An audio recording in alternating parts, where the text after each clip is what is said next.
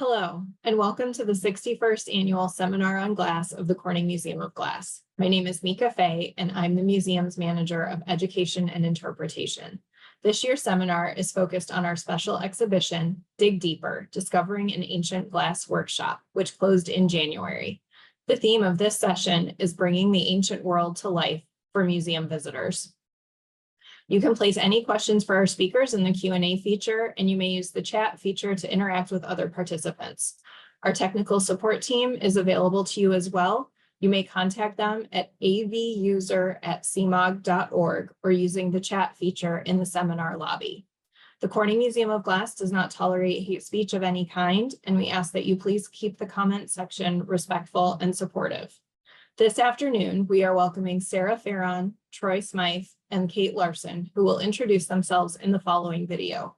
Kate and Troy will be with us after the video to answer questions.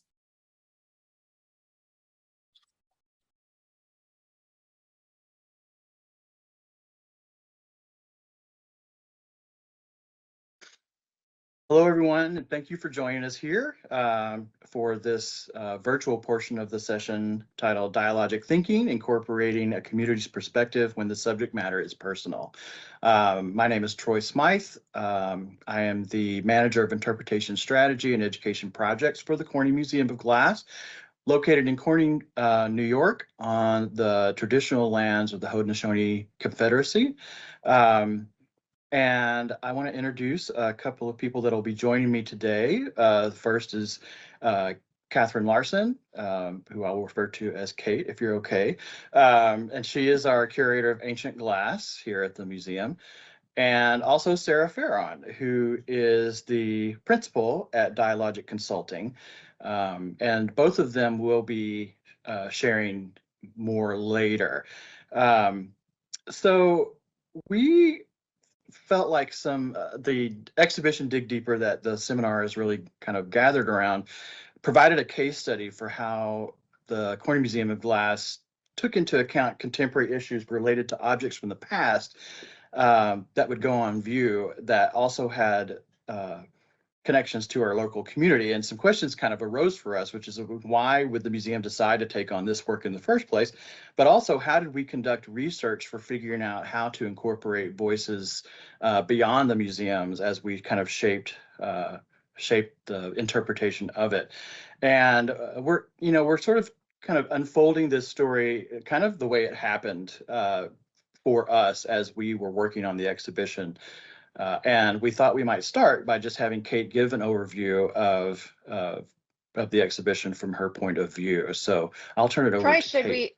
Troy, should we say why we're doing this pre-recorded and not live? Oh, yes, actually, that's a great thing to be able to share.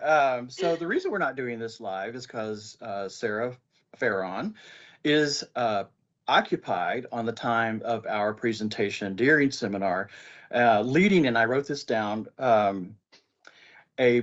being part of a program called the Museums Respond, Strategies for Countering Anti-Semitism and Hate. It's a program in DC sponsored by the Institute for Museum and Library Services, the Council of American Jewish Museums, and the White House. So we got trumped by federal work, and I feel like that's okay. So thank you, Sarah, for doing that important work too. After the virtual presentation, we will also have a facilitated discussion about the things that we discussed with our in-person and live audience as well. So yeah, thanks, Kate.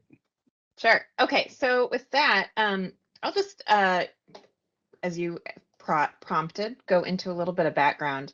So as most participants in seminar likely know by now, if this is your first kind of time tuning in, here's a little recap. The exhibition Dig Deeper was focused on the archaeological site of Jalomeh, which is located in what is now modern Israel, kind of in the north of the country, quite close to the city of Haifa. And in the years leading up to the development of the exhibition, I was really focused on the ancient history of the site as a glass workshop in antiquity, as well as the perspectives of the American archaeologists who worked there. So representatives from Corning, from Missouri, from other American institutions who went and conducted the archaeological fieldwork. That was really the frame that I was bringing to the project. And as I started to talk about the exhibition more widely, and especially with people who didn't come from that background, who weren't archaeologists or weren't glass specialists, people started to ask me, like, oh, do you mean, is this site in the West Bank or is this site in Palestine? And at first I thought, well, you know, maybe that's because I found out there is the name of Jalame is a common Arab village name. There are Jalames all over this part of the world. And there is, in fact, one in the northern part of the West Bank, not too far from the Jalame of the glass workshop site, the archaeological site. So I thought, oh, people are like, maybe people are just confused. Like, there's just multiple places by the same name. And I wondered if part of the confusion might come from the name of the excavation publication, which specifically says that the site was located in late Roman Palestine, which is historically accurate, right? That was the name of the Roman province. And then I looked a little bit further and realized that in addition to that kind of Wikipedia disambiguation, the site also actually does take its name from a Palestinian village, which was depopulated when Israel was founded in 1948, which is extensively documented. The remains of that village are located not exactly where the archaeological excavations took place, but just adjacent. Actually, you can see fairly well in these maps. So the Jalame site, the village, the 19th, early 20th century village is located sort of just adjacent on these maps. You can see where Jalame is, and then where it says Kirbet al-Safna is where the excavations took place. So these are just sort of giving you a little bit of a sense of the geographic relationships among all these places. So this village does appear on these British survey maps and is also the location you can see on the, and I have to look at my other screen, sorry, I'm turning my eye line away, this police post at A, which brings us to our third sort of complexity as we were thinking about the place, the physical location of the archaeological project, which is that it is still the location of a jail, a detention center, which is especially notorious for detaining Palestinian political prisoners, including children, as was documented in a Guardian article about 10 or so years ago. So all of these things we were sort of coming up against, which didn't necessarily immediately affect our desire to tell the story about this ancient glass workshop. But a few years ago, the Corning Museum published an equity statement, which reads in part, the Corning Museum of Glass has historically focused on telling the story of glass unrelated to issues of equity and inclusion. And by failing to address and acknowledge these exclusions, we play a role in perpetuating them. So as Troy and I really started to think about the exhibition, think about the frame that we were bringing, but the frame that others might bring to this part of the world, to these names, to these histories, we really felt that by not addressing this, we were in fact playing a part in excluding these stories. And it really impacted the ways we would be able to talk about the history, the geography, and the heritage around this place in the world. Thanks, Kate. So just a little brief introduction to interpretation as it works out here at the Corning Museum of Glass. So the way I describe my work, I describe Kate's work as she's a content specialist. It's her job to really understand the objects themselves, the context that surrounds them, and all the stories that are attached to them, and their research. I am a content strategist. So my job is to connect with the knowledge that Kate has and then figure out the best ways, or help us as a team figure out the best ways to connect that experience of those objects with as many people, with as many wide, diverse perspectives as we can. And as a result of that, we really want to be able to measure how successful we are at doing that. And so evaluation, visitor studies become a part of what I do or help facilitate here at the museum. And we felt like in this case, rather than doing a summative evaluation, which would be done at the end of the exhibition to kind of, figure out whether or not we hit our targets in terms of visitor outcomes, this exhibition would especially benefit from formative evaluation, where we're actually having our community really help us inform how we create and what we're creating to put in the exhibition. And because of the nature of the exhibition, and because our community, we have members of our community that have lived experiences tied to this area, both Kate and I agreed that we really didn't have the expertise to speak for those voices. And that was when we, reached out to Sarah and asked her if she could work with us, and she thankfully did. But I thought maybe, Sarah, this would be a good time. When does one call Sarah for work like this? Thanks, Trey. And to follow on your lead of speaking of kind of Kate's role and your role, I think how my role fits is that, I'm never a content specialist when people call me in, though, especially in this case, I do have experience working across particular communities that are invested in this region and in this history. A little bit of being a content strategist, i.e. when I have to think about which content to use in helping folks talk through issues more effectively. But what I really specialize in is the idea of, if you, Troy, are someone who connects the content with audiences, my main focus is how do we connect audiences with each other, right? Specifically when we are looking at content that we know has historical legacies that are challenging, that for some are trauma-inducing. My background, with this space, but particularly is that I've worked as a curator with the Arab American National Museum, and then as a director of education with the Tenement Museum, which, though not an exclusively Jewish space, does tell many Jewish American stories.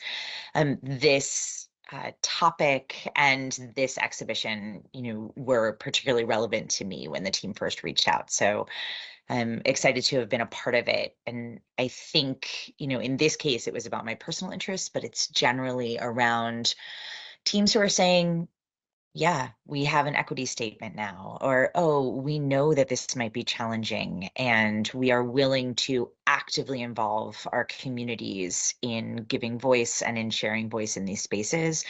And that's not an easy thing to do. And sometimes it comes with tension, and sometimes it comes with disagreement. And the role of a facilitator is to help navigate that so that we can come up with the best exhibition or program or, other aspect of what the museum is working on. Thank you, Sarah. So how does this process play out in a place like the museum here?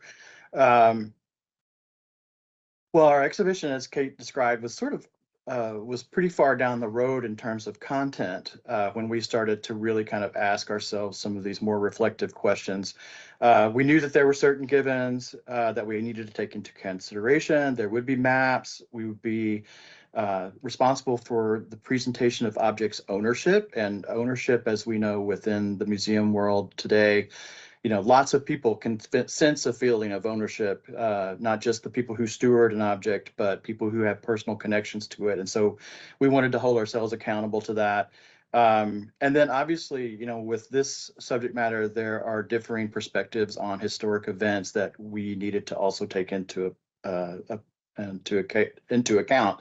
I have some kind of personal values that I attach to this work, but Sarah, are there, things that you kind of look for, the work to result in?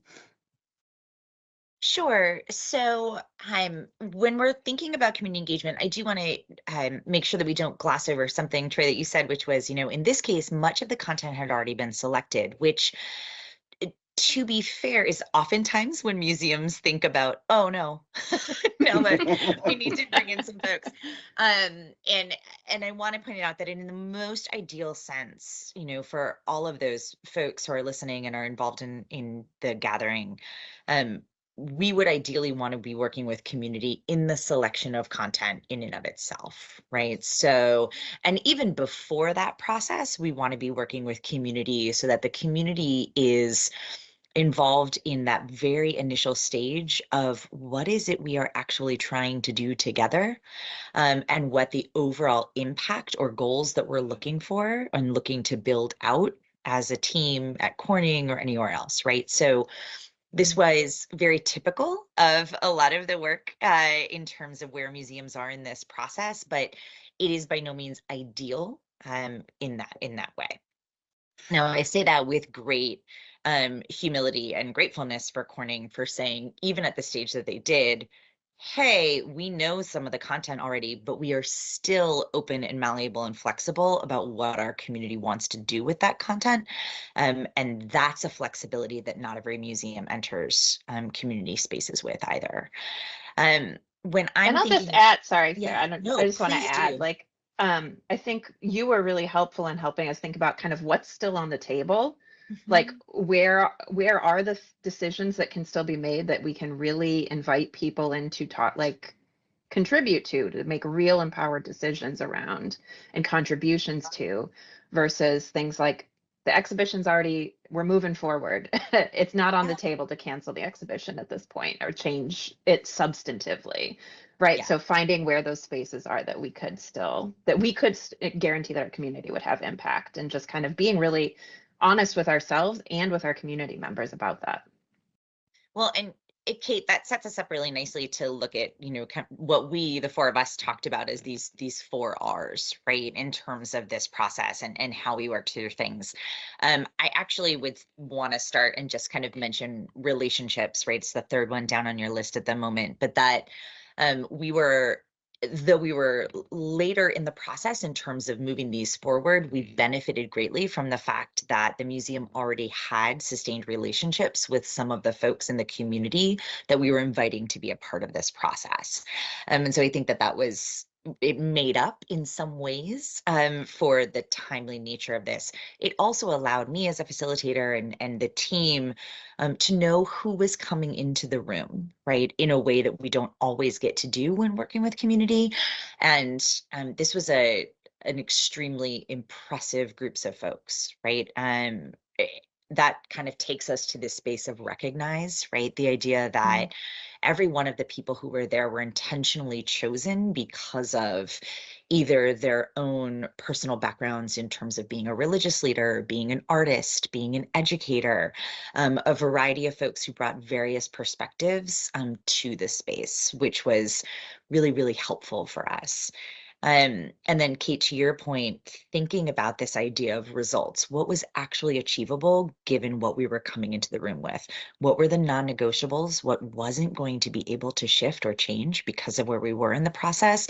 But also really pushing the folks at Corning to say, oh, no, we don't want to change that, but well, we actually could at this point, right? And getting us to be a little more flexible in terms of our ownership and our schedule as we move forward. And it might actually be better for one of you to speak about reciprocity and maybe a little more in relationships as well. Yeah, I can do that. So as Sarah mentioned, we, through the foresight of a predecessor of mine, Chris Wetterland, who's since retired, you know, where you start in terms of kind of relationships, you can't build all relationships with communities at the same time. You need a strategy that is coincides with your resources. But we have quite a few objects in the collection that are connected to religious practicing religious groups now. And so Chris had the foresight to, and once she learned that an interfaith coalition existed in our area, made up of people of different faiths, including Islam, Judaism, and Christianity, she reached out to them and said, we're a place that we want you to see us as a gathering space and a place to talk and to share ideas, and we'd love to be a part of that as it's appropriate. And so that existed about 4 or 5 years before the exhibition even started, but we hadn't done a ton of programming in that direction. So, but when we came to realize that we were going to need the perspective of our community here, I reached out to that group and invited them. We do believe, the museum values, and I feel like that in terms of involving the community, reciprocity is an important aspect of that.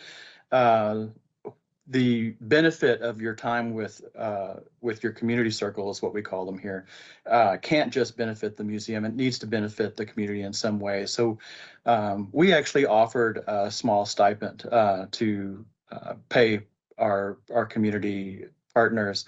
Wasn't a lot. We didn't have a huge budget for it, but we wanted them to know that we did value their perspective. Some personal, kind of from my perspective as a interpretation manager, I feel like evaluation is really key to what we do. As Sarah mentioned, it would have been ideal if we had started at front end evaluation, kind of before we even had a checklist. And we're actually, as a museum, trying to move in that direction, but that takes a shift of energy and education. We haven't done a lot of that, so we're still educating ourselves on that process.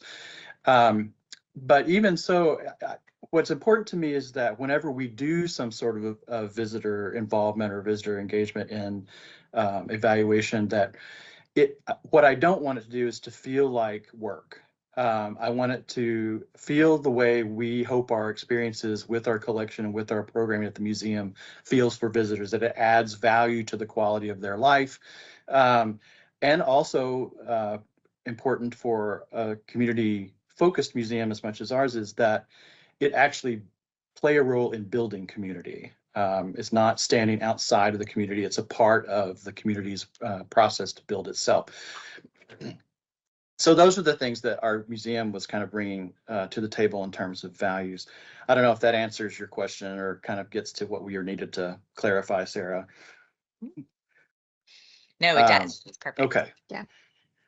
That sort of leads us into sort of how this looked at the museum. So as I mentioned, we call these this, and since we've done this was our real first attempt at kind of gathering a group for work like this. We had actually worked with community advisors and other capacities, but this was the first time that it really resulted in a long-term group coming together to work. We ended up meeting 3 times between March and April. As I mentioned, it was made up of groups that people from an interfaith group, both with connections both to Israel and Palestine, facilitated dialogue with Sarah. That really was a benefit to Kate and myself, is that, taking us out of that facilitation role allowed us to really be participants in the conversation, to share ideas and actually really, really hear what we were hearing our community advisors say. And it really helped us articulate what I felt like ended up being super important was the values. This was such a local, and one of the things that's really important to point out is this is not kind of a recommendation for every museum to do. This process was very geared towards Corning's and its nearby area, the dynamics that exist here and the relationships with this area that exist here. So it's really not a prescription for what might happen in other communities, but it is what happened here. And then articulating the values that are unique to our area. And then, some of the things that came out of that were a really important map review in terms of like how things are named, font size, all of these very detailed things. We'll go into that a little bit more, but and then also a community statement that seemed important to our group, and some formative evaluation of select labels. And I think probably why don't we shift to you, Kate, and you can talk a little bit more about that. Is there anything I'm missing here? No, yeah, go ahead, Sarah. So sorry, I do want to just emphasize one piece for folks who are thinking about doing more of this work moving forward. And this is something that's, the idea of doing value-led work in museums is very prevalent right now. It's something that a lot of folks are talking about. It's surprising it's taken us this long for that to be a major movement in museums. But I want to point out that the values that you're looking at that were articulated here, oftentimes as museums or as facilitators, we come into spaces saying these are the values. What was really wonderful about this process was that this is a group of folks who knew both the museum and the community and had a window into how those spaces intersected. And what that meant was that this group also spoke in values. We thought that we might want them to develop values as a group, but I hadn't even facilitated that far into the process to broach that. And they already had begun using what I would call value-based words to describe what they wanted out of the process. So even in speaking about goals, with their group and what our intentions were as a team and what we wanted to hear from them in terms of what their goals and intentions were for being a part of the process, they were already saying, we want this to be a place of common ground. We want this to have balance. It's important to us that people hear the truth. It's important that this is not a space where any religion or ethnic identity is erased, right? I mean, they were speaking in value-led terminology, which will not happen in every group that you work with. But in this case, it was a very, it became the guiding framework for every decision that was made afterwards.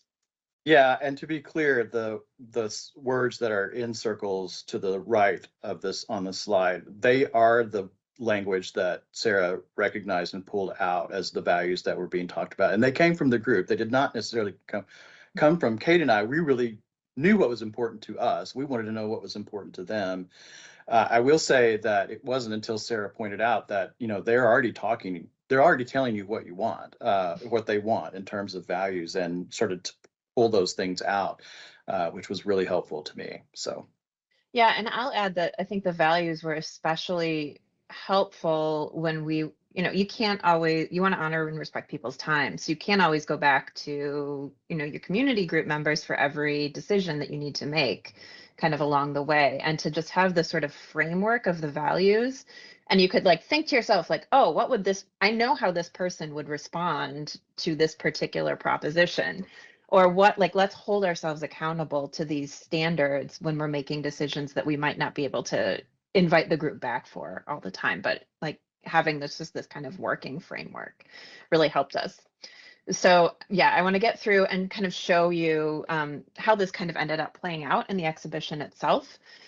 So here's the sort of entrance to the exhibition with the title wall. You can see the maps really prominently placed. We ended up having a map of the location of the site in antiquity when it was a glass workshop, as well as a map, and you actually saw the final version of this map a little bit earlier in this presentation, a map of today, what it looks like in 2023 and May 2023, before the events that have been taking place the last 6 months or so. And just a little inset as well, kind of showing the relationship of Corning to this part in the world, since a lot of our visitors might not have the same kind of mental map of this location that some of the rest of us might. We also had 3 languages on the title wall. We weren't able to do this all the way through the exhibition, but we did include English as well as both Hebrew and Arabic on the title wall, so that there was that representation of those languages and cultures in that space in that way. And then over to the right, you'll see the community panel that Troy referenced a bit earlier. And this we kind of wrote in concert with our community circle members, sort of to surface a lot of the conversations we had. And what was really another thing that they really had contributed to was we talked in the form of questions and dialogue and discussion rather than firm answers. And they wanted to bring this sort of spirit of inquiry into the space so that it could almost be a lens that we were encouraging people to approach some of this material with through these sort of guided questions and ways of thinking. So that was really prominent when people entered the space. We also really did a deep dive on a lot of labels. I'm just showing you one example here of what sort of the name of the site itself. And this was really our place to talk about some of that history that I mentioned earlier. And you'll see in the initial draft of the label that we don't mention, we sort of say there's a name of the village, but we don't say anything about the events of 1948 that led to the abandonment of that village. And that was something that the community really encouraged us to say. And we agreed. We thought that was an important thing to acknowledge when we think about the ancient and modern history of this area. So that was something that got sort of changed at this point. And we also included artwork by a contemporary Palestinian artist, Dima Srouji. And the artwork in particular, Dima talks about this as they're imitations of ancient glass objects, which appear in museums around the world, Western institutions like ours, and have been taken away from their homelands, from their original place where they came from, just like the Palestinian people as well, that both have been really removed and taken away from their ancestral locations. So we were able to use this artwork to both think about heritage in terms of material heritage and archaeology, as well as the people who occupy these territories over long histories as well. Great, thanks, Kate. Oh, sorry, go ahead. Nope. I'm I'm kicking it back to you. Okay, all right. I didn't know if you had more. Nope. So that gives you an idea of sort of how the exhibition took shape. I'd like to spend the balance of our time, we have about 10 minutes, maybe a little more, just to talk about kind of looking back on that process. And obviously, you know, what happened after the Hamas attacks against Israel of October 7 and the aftermath of war and violence after that definitely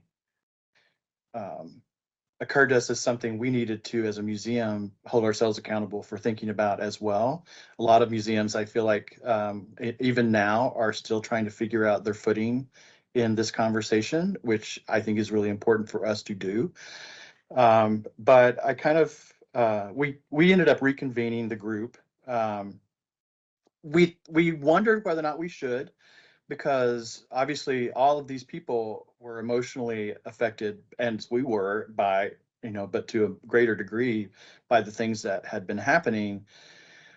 And we didn't want to put more emotional labor, ask more emotional labor of people who are already giving a lot and probably trying to figure out how to kind of keep their energy as it is. But we did reach out to them and just asked, is this something that would help you? Is this something that would be a positive thing for you? And if it's not, then we understand. But to a person, all of them felt like they really wanted a space to have this conversation, and the museum could provide that, which was ultimately kind of what we always hoped we could be as a museum. And there are also conversations about what responsibilities museums have as well. But I kind of wanted to kind of toss it to both Sarah and Kate. What did you notice or pick up on after the events in October and since then that we feel like are maybe things we might want to share with people who are thinking about doing this work or already doing this work? I'll say two things quickly, Kate, and open up some space for you as well. I think I was very happy to get the email from both of you around, should we be doing something, right? Like, should we open this up again? Should we bring the group back together again? I think one of the challenges of doing community-based work and facilitation work within museums in this moment is that we all think of it as doing it beforehand, right? And then we think of it in terms of one exhibition or one program and one group. And I both appreciated and valued the museum's commitment and ongoing commitment to saying this is an ongoing relationship and we are committed to maintaining this relationship even in the hardest of times. And I think that that's something to take from your work on this, is that this isn't a checkbox, right? This is an ongoing shift in the way that the museum is operating moving forward. One of the things that I will say is that we very much knew that we were having this conversation relatively quickly after the October events. As we said at the beginning, I'm about to go in March for larger conversations in DC, but that's March, right? And though this situation is continually changing and is consistently volatile, we were talking in the very immediacy in many ways. What that means for you as organizations or for facilitators is that what we know is that in the wake of traumatic incidents, we are going to see an increase in terms of people needing spaces to approach a topic personally rather than structurally, right? So we knew that coming into this space, we were going to have to allocate more time for people to really just speak, to speak freely, to not feel limited in terms of time and how much space we were giving each of the participants to speak.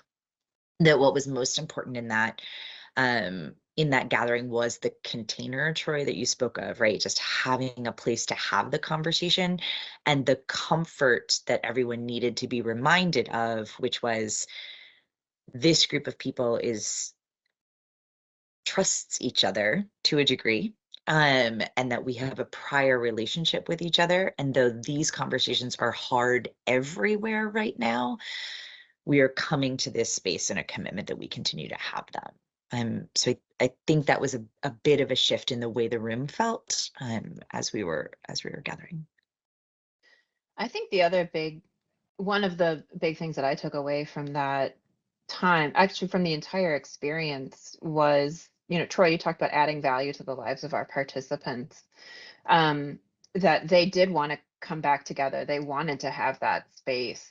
And we certainly had the sense that that gave value to them to be able to come into this place with people, as Sarah, who trusted each other.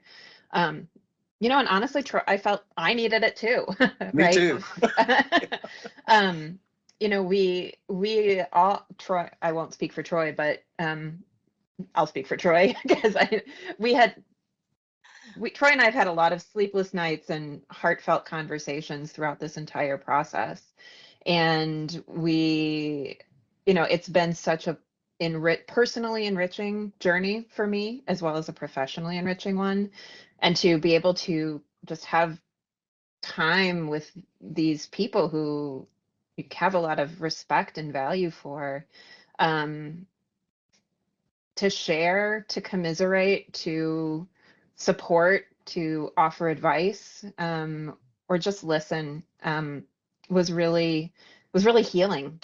And I should also say that even before October, it wasn't like we said goodbye to them in April and then invited them back in October. Even that 6 months, we'd had multiple check-ins. Several of them came to the exhibition opening.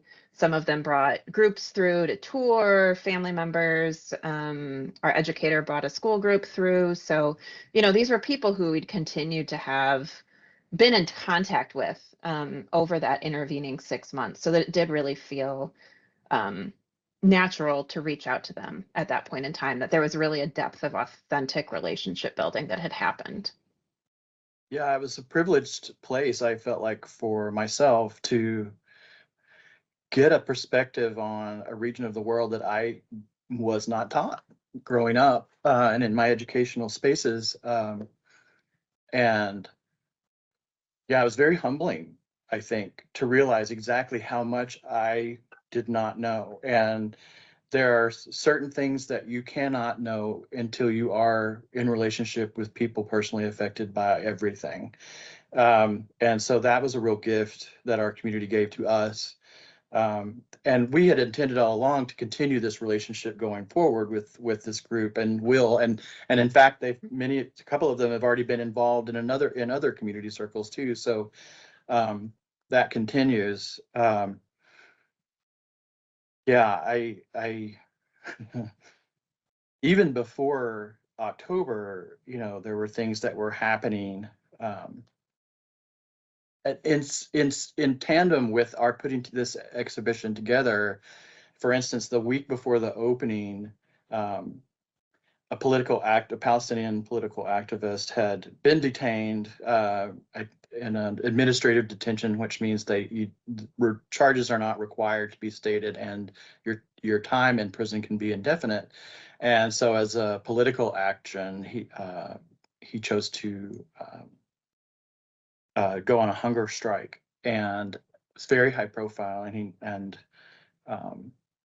ended up dying the week of the exhibition opening. And one of our activists, one of our group who happens to be an activist, said, I appreciate the work we're doing here, but I will be organizing a community rally to talk about this. And I think without even talking to each other, Kate and I said, we totally understand. And, we weren't exactly sure about what our response should be, but we knew we should provide space for people to do that and encourage them to do that, because this is about community building and sharing information. Our role specifically was not informational. It was not a speaking role in any way, but as a community member of Corning, I felt like I needed to be around and watching what was happening in my community. And there was some nervousness, I think, on the part of our museum about how this would happen, play out with the opening of the exhibition happening that same week. But in retrospect, it turned out to be a net positive thing, I think, because of the involvement we had with our community circle.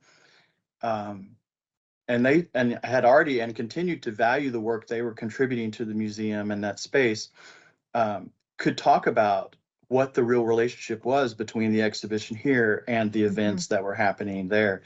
And we did not have to be the mouthpieces for that. That community group was empowered to do that and to kind of present it clearly and as with a much less biased view than would have come from the institution, so to speak. Well, I think don't know. speaks You want to to talk more about that, Kate? Yeah, I was just going to add that I think it speaks to the difference between what the institution can do with an institutional voice, and especially as a museum of glass, we're a museum that's dedicated to a material, and some stories I think aren't necessarily ours to tell, but how can we be true to the mission of our organization and support and uplift the voices of others in these spaces. I'm sure Sarah has thoughts on this kind of role of the institution as well. Maybe the most important thing I would say about this is we had a lot of conversations even prior to that activist's death, as well as just activism generally around these topics in the region. And one of the things that the three of us talked about is the thing about activists is that activists are not patient, right? That defines activism in many ways. But activists are also some of the most important allies that institutions can have in doing community engaged work, because they are the epitome of engagement. And so in order to do this work effectively, inviting activists into your space is just vitally important. Now, the challenge with that is that museums are inordinately patient, like super patient, super slow patient. And so those two values come into conflict with each other sometimes. And it was wonderful to have the process include people who define themselves as activists within the space. But it does mean that the museums who are involving those folks are going to benefit from a great wealth of knowledge, a great wealth of passion, a great wealth of energy and commitment to what the museum is doing, because that's how they move in the world.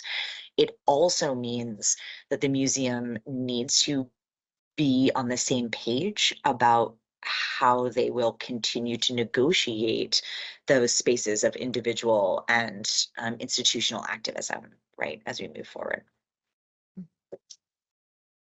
Yeah, I think that was one of the big education points for me. I don't know, maybe for Kate too, is realizing that these people are not just defined by their connections to the objects, but they're, the community circle, or connection to the region from where they came from. they have multiple identities. Some may be activists, some may be religious leaders, some may be classroom teachers, and we had all of them in our group, and really sort of figuring out. This is the first time I can ever remember. I mean, I'm an activist in other spaces on other topics, but I'd never really thought about how my role might change from group to group, but it definitely does, you know. So I'm thinking about kind of questions, and we've got just a few more minutes, but I'd love to talk a little bit about kind of what surprises there were for you during this process. You know, I feel like for me, we've already talked about Qadr Adnan's death during that process, which I was really surprised by the trajectory of that journey, and actually how it helped me grow as a person, just as a person, not just even as a museum professional. But what things surprised you both? Sarah, do you want to go first? Yeah, sure. Probably in no small part due to my personal, world and existence, and the museums institutions that I've kind of grown up in my facilitation work. I was expecting a more contentious space than we had. And I want to put that forward to say that there are a lot of museums and folks who may be here with us today that fear doing some of this work because they are thinking in that worst case scenario of the contentiousness, right? And how will we handle disagreement, and how do we handle conflict? It's why facilitators enter this space, but I tell you that I was nervous about the contentious nature, or what I expected to be contentious, based only, right, from my own personal thoughts, opinions, right, and concepts moving into the space. That's a challenge for all of us as folks who work in museums and as facilitators, to not be predictive of what we think is going to happen. I came in thinking, we had lots of measures in place about what I was going to do and how we were going to handle conflict as it arose. And then it simply wasn't there. And this group of folks engaged with such a high level of mutual respect for each other, the institution, and by that I mean both, you, Kate, and you, Troy, were able to sit in this space with very little conflict or defensiveness, which isn't always the case of having institutions in the room with individuals. And it truly was a lovely, seems like a challenging word at this moment, but it was a lovely space to be in. And part of that was who was there, part of that was how the museum handled it, part of was having a facilitator. But that was really surprising to me. It was a great surprise, but also made me think about and check where my blind spots as a facilitator can be coming into spaces like this as well. Yeah, I'll add, I spoke briefly about this earlier, but like that was so personally enriching for me to go on this journey. I think there's a tendency, especially among curator, like you do get a little defensive. Like, I've been working on this for years, and I know what I want to focus on and why. And, you do feel very committed to it. But I think being open to those other ways of thinking about this material that are different from the frame that I bring really enriched in subtle and not so subtle ways the ultimate content of the exhibition, much more than, I don't know that I was thinking about it as box checking going into it necessarily, but a little bit more in sort of like, okay, let's go through this. I don't really know what's going to be coming out of it, trying to trust the process, knowing that we had these kind of frames that we'd put in place, and trusting that process. But I'd never experienced it before, so I was really nervous and uncertain about what was going to come out. And then it was really generative, and made a better exhibition. I think helped the museum in many ways. So that was my biggest takeaway. Yeah, for me, one of the things that we were so grateful and so happy that the group wanted to come back together and continue kind of the relationship and working together. And we asked them for, like, what are some ideas? We can't say we can do anything or everything. this timeline was very short. The exhibition closed in early January, but they came up with some really good practical and not impossible to implement changes. And I was feeling pretty happy about that and confident about that.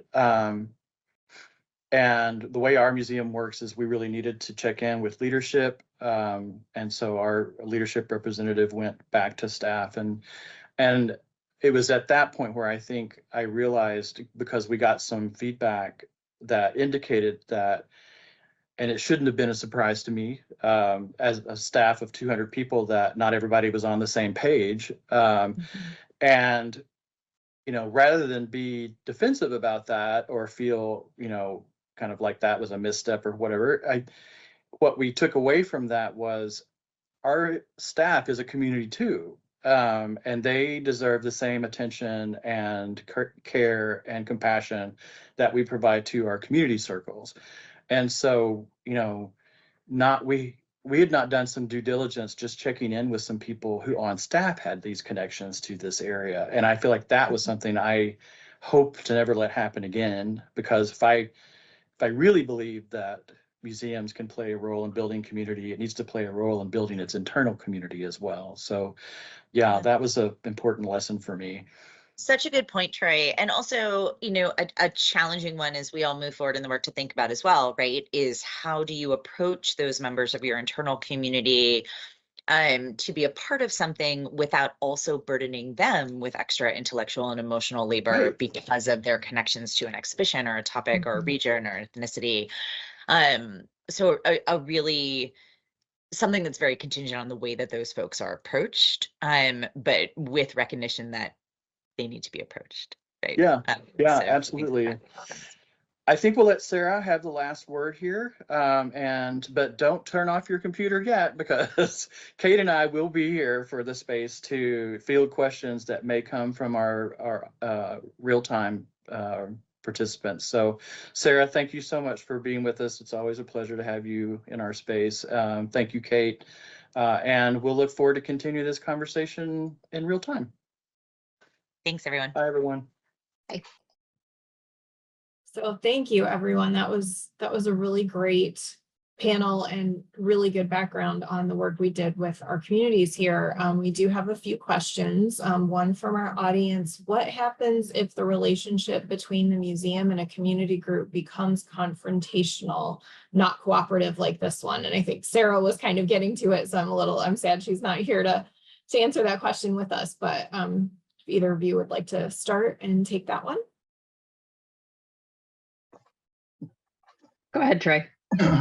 Yeah, Sarah is right that this group had a lot of trust and built a lot of even more trust over the time we were with them.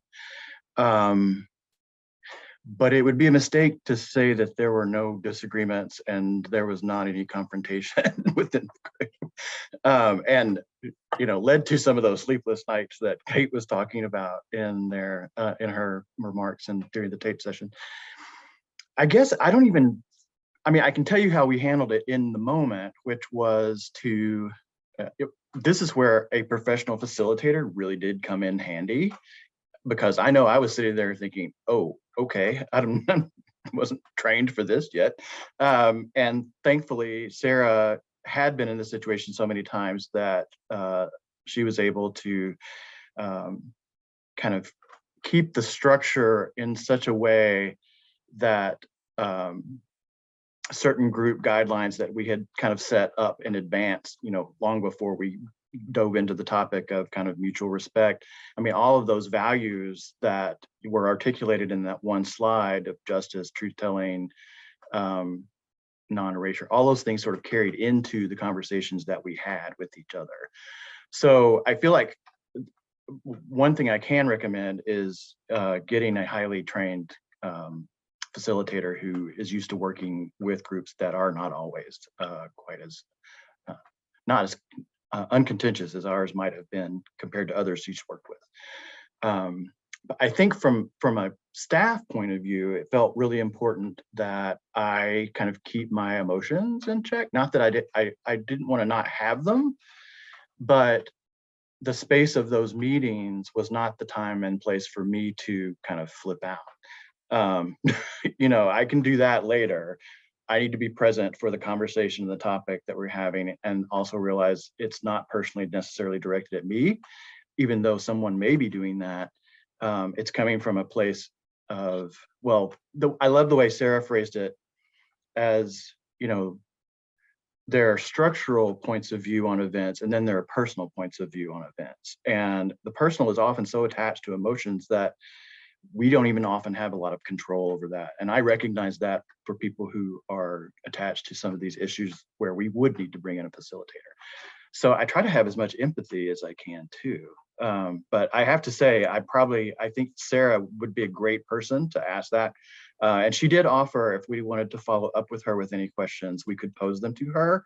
And so I feel like this is a good one that I would like to pass on to her as well. So, but before we move on though, Kate, what do you have thoughts?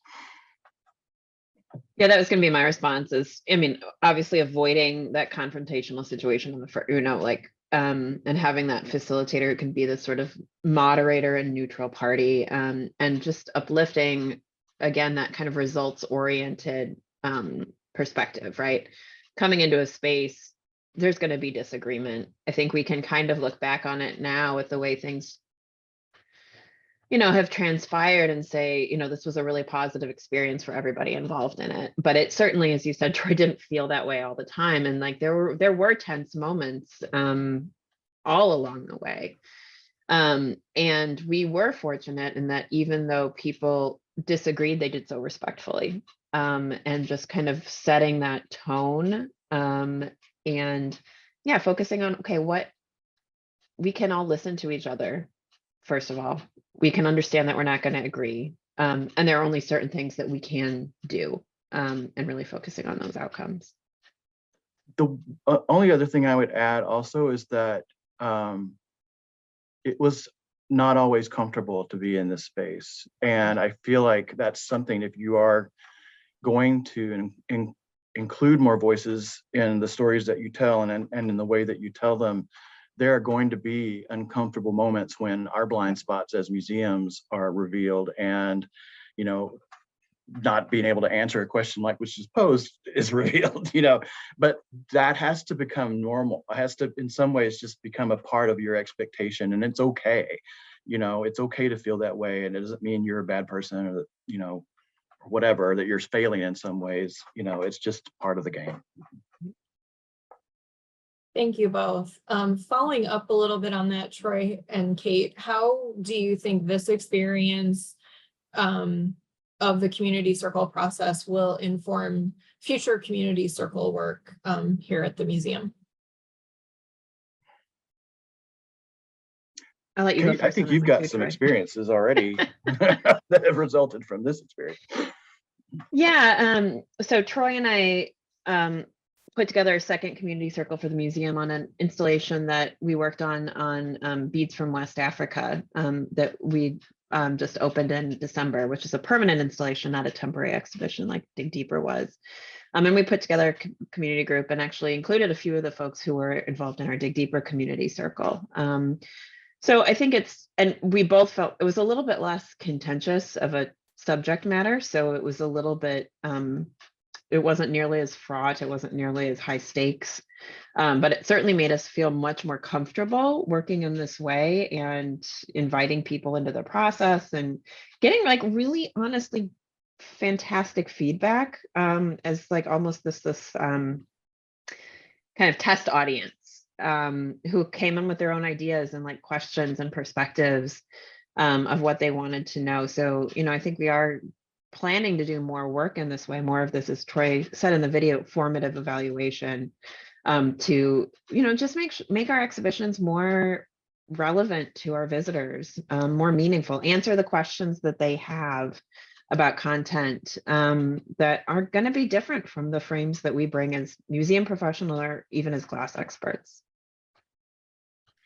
Yeah, I think from my point of view, if you have someone who is sort of charged with interpretive strategy, the issue of maintaining relationships when everyone is so busy and museums move from project to project to project, it's very easy to lose those connections. And So at the moment, Kate and I are working together on coming up with kind of a standard operating procedure for, you know, what are the things you need to do first? You know, what happens next, and then what, and how are you going to handle, you know, reciprocity, and how do you maintain these relationships?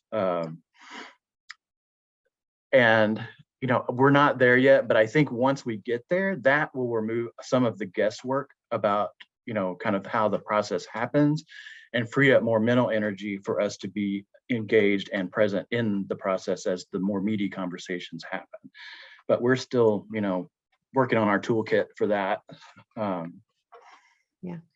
And that's definitely the challenge as you work on different projects, is maintaining that level of authentic relationships as you continue to widen your circle, even within, you know, a relatively small community like Corning and the surrounding area. I think that's something we're really trying to figure out, how to sustain all of the relationships we carry. Yeah, we miss them. I mean, I miss those, the frequency with which we got together, and we still see each other in town, which is the nice thing about living in a small town, is that you will run into people. So Yeah, and one way to do that that we didn't talk is like show up in people's space, like at people's community events when there are public opportunities to go to different kinds of gatherings. You know, just showing up as an individual, right? Not even just as an institutional representative, to continue to sustain those things. and I know that can be a heavy ask for people. I mean, museums, you know, we're nonprofits, we're oftentimes under-resourced, and so there's not a lot of extra energy or time built into our schedules. But you know, even if you have to consider that part of your work time, just, you know, not always expecting our community to come to us, but to be present in our other community spaces too, where we're invited. Obviously, we wouldn't want to go someplace where, you know, it was not a space for us. But that's just gone a long way, I think, towards educating me, for one thing, about things like, you know, events and traditions I know nothing about or knew nothing about. But it also, I think, gives you opportunity to connect and deepen relationships. Thank you both. I think we are actually at time, but there was a question that came in to the chat here that maybe we could do a real quick response to, of, do you ever feel the need to change an exhibit, parentheses, labeling or the like, after it opens based on a visitor response? So we have something that does, it's part of the permanent collection that Kate was talking about with the beads work. So I didn't know if we wanted to just quickly maybe address that before we wrap and get into the next session. Yeah, sure. And we would, you know, sometimes it's And not have. yeah, and have, exactly. Sometimes it's not quite as timely as we might all like, but certainly if there are errors or misstatements, you know, serious matters that are brought to our attention, we would look carefully at it and, you know, go to the time and trouble and expense of replacing something that needed to be replaced, that we kind of collectively determined. Yeah. All right. So thank you all for your questions, and thank you, Kate and Troy, for being here live to answer them. Thank you, Sarah in absentia, for participating in our session with us. And our next session is with Kate. She's going to take us through Dig Deeper. So I'm going to turn things over to Kate.